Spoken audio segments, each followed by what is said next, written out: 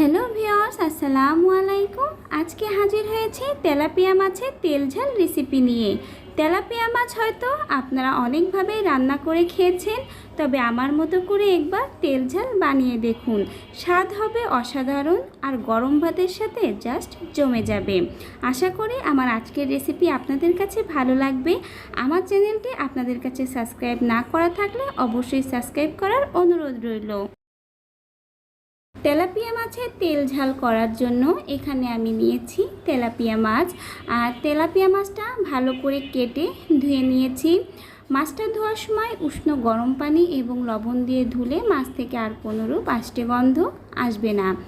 মাছটা এখন আমি হালকা ভেজে নিব। এজন্য প্রথমেই আমি কিছুটা লবণ এবং হলুদ দিয়ে মাছটা খুব ভালো করে সব দিকে মেখে নিব, যাতে মাছের গায়ে লবণ ও হলুদটা খুব ভালোভাবে মেখে যায়। লবণ ও হলুদ মাখা হয়ে গেলে এখন একটা প্যানে আমি তেল ভালো করে গরম করে নিব।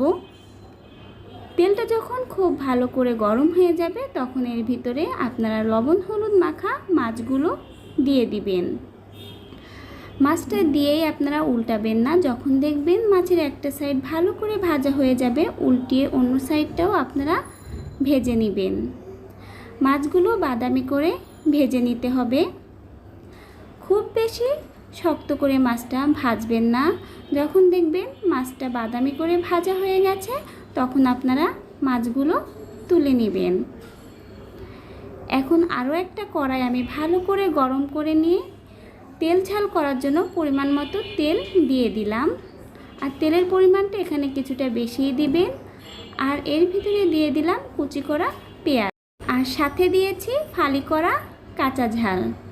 ঝালটা আপনারা স্বাদ অনুযায়ী দিবেন। কিছুটা সময় পেঁয়াজ ও কাঁচা ঝাল আমি তেলের সাথে ভেজে নিব। পেঁয়াজ থেকে যখন পানিটা টেনে যাবে, বাদামি হয়ে যাবে, তখন এর ভিতরে পেঁয়াজ, রসুন ও আদা বাটাটা দিয়ে দিবেন।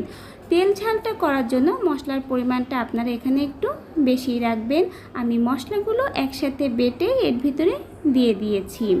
এখন দিলাম স্বাদমতো লবণ, শুকনা ঝালের গুঁড়া, হলুদ গুঁড়া এবং জিরা গুঁড়া।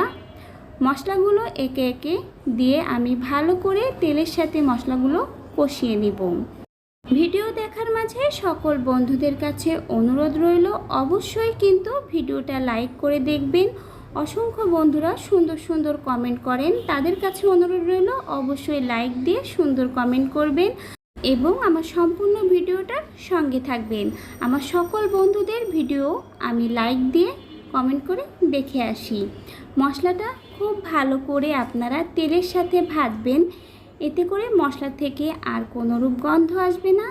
তেলটা যখন খুব ভালো করে মশলার উপরে ছেড়ে দিবে তখন বুঝবেন যে আপনাদের মশলাটা ভালো করে ভাজা হয়ে গেছে। তখন আপনারা তেলাপিয়া মাছগুলো দিয়ে আরও কিছুটা সময় মশলার সাথে তেলাপিয়া মাছগুলো ভেজে নেবেন। ভালো করে মশলার সাথে মাছটা ভাজা হয়ে গেলে এখন আপনারা অল্প একটু পানি দিবেন। এখানে খুব একটা পানি দেওয়ার দরকার নাই, মাছটা যেহেতু আগেই ভাজা হয়েছে এবং মশলাটাও খুব ভালো করে তেলের সাথে কষিয়ে নেওয়া হয়েছে, তো ঝোলের জন্য অল্প পরিমাণ পানি দিয়েই আপনারা ঢাকনা দিয়ে মাছটা রান্না করে নেবেন। তেলাপিয়া মাছের এই তেল ঝাল রান্নাটা কিন্তু খেতে ভীষণ মজার হয়। আমার রেসিপিটা ভালো লাগলে অবশ্যই কিন্তু বাসায় একবার আমার মতো করে রান্নাটা করে দেখতে পারেন। কিছুটা সময় পর আমি ঢাকনাটা উঠিয়ে মাছগুলো উল্টিয়ে অন্য সাইডটা দিলাম, যাতে খুব ভালো করে মশলা স্বাদটা মাছের ভিতরে যায়। আর আপনারা এখানে স্বাদ অনুযায়ী ঝাল লবণটা চেক করে নেবেন। আর তেলটা আমার এখানে ভেসে উঠেছে। এখন কিন্তু আমার রান্নাটা কমপ্লিট, আমি নামিয়ে নেব। তৈরি হয়ে গেল আমার তেলাপিয়া মাছের তেল ঝাল রেসিপি।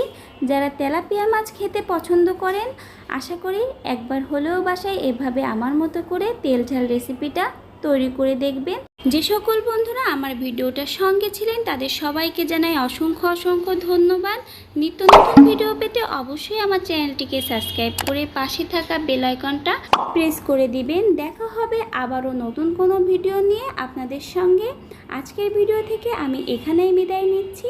সবাই সুস্থ থাকবেন, ভালো থাকবেন। আল্লাহ হাফেজ, আসসালামু আলাইকুম।